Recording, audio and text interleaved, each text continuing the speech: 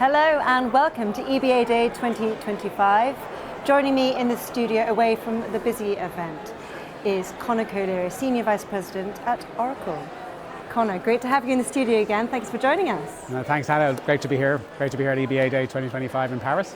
It's certainly a big one and a lot of exciting discussions over the course of EBAday, one of which is the new Swift messaging and the development around ISO 20022. So I was hoping you could bring us up to date with that and how it's impacting the industry and the innovation that's coming from it as well. So look, everyone's aware of the November 2025 deadline. When we look across the industry and talk to our customers, we're seeing different levels of preparedness. We're right from across the spectrum, from people who are ready for the transformation and to try and take a maximum advantage of what the ISO messaging will bring and the new MX messaging will bring. And then others who are kind of taking more of a technical solution approach. I think the journey to a complete transition from MT to MX will still take some time. But it's a really exciting time for the industry, right? Because when we look at the kind of things that they can do now, so one of the big things is that the amount of data that's going to be available to the financial services institutions through these new messages is enormous, right? And that'll lead to lots of opportunity for innovation, lots of opportunity for better service for their customers, and also able to identify market opportunities and business opportunities of the banks themselves, right? The final big area that we're seeing an opportunity for improvement is in fighting financial crime and assisting banks in kind of preventing fraud. So, and that's really driven by the data, right? And the new data fields and the whole data model that's available in ISO 20022. And MX is one side of that, but ISO has obviously been rolled out in lots of different countries. I would say that ISO is a standard. We have the full ISO data model that people have to adhere to. What we are seeing is that the implementation of it in different jurisdictions can be slightly nuanced. So a lot of our customers are having to have very configurable solutions that can adapt to the different nuance of implementation of ISO in the different jurisdictions that they do business. But it's a really exciting time for payments as this new innovation comes in. It is indeed. It is a really exciting time. Thanks for bringing us up to date there. And some interesting trends, and one that we have spoken about over the course of loads of EBA days in the past is instant payments, of course. So that's by no means a new trend, but where are we up to with instant payments? What are we seeing? I think instant payments has become a global phenomenon. I think that it's really starting to, it's gone from being kind of in small kind of markets to being everywhere. We've got it from Australia, the US are implementing it, Europe are quite ahead, I think the UK also pretty advanced in the instant payments. And we're starting to see new topics coming in around instant payments. And the way I look at it is there's enhancing of the payment service itself. So we've got verification of payee, which is a big innovation that's coming, which will help kind of instill confidence in the end users and the kind of consumer. Also help prevent fraud and really kind of reduce financial kind of crime in the instant payment space. We're also seeing innovation happening in the way the service is presented to customers. So we like to think about embedded banking. So can we embed instant payments or payments generally in things like ERP solutions? How do we bring it to where the customer is? So we're seeing things like QR codes allowing them to make instant payments at point of sale. And then another innovation we're seeing in the space is tokenisation in the back office. So to enhance the speed and reconciliation of the payments. All right, thank you. And following on from that then, maybe you could highlight some of those big payment disruptors and what's the impact of those on the industry? Yeah, so look, payments is a great space, and it's been a kind of the core of any banking institution for such a long time. What we've seen in the last 5 to 10 years is an influx and a proliferation of disruptors in the space.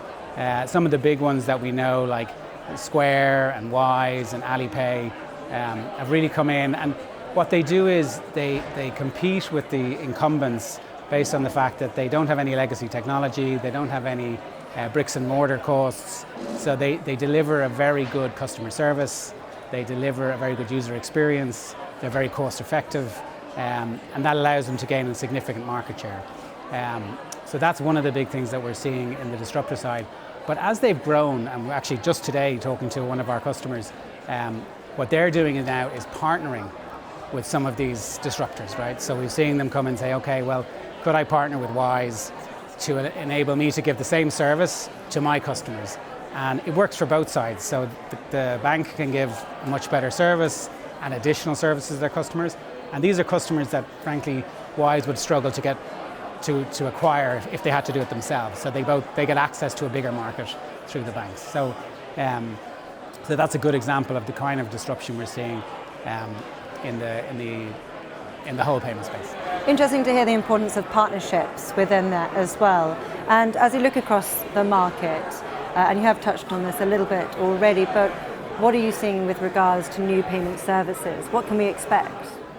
Yeah, so I think, everyone's talked about co-opetition between the fintechs and the banks. I think that's kind of come to a place where it's quite mature now, and I think they're actively talking to each other a lot more, which is great. I think the services that now we're seeing, the way we look at it is two different types of services. So we've got services that enhance the payment, enhance the whole payment experience.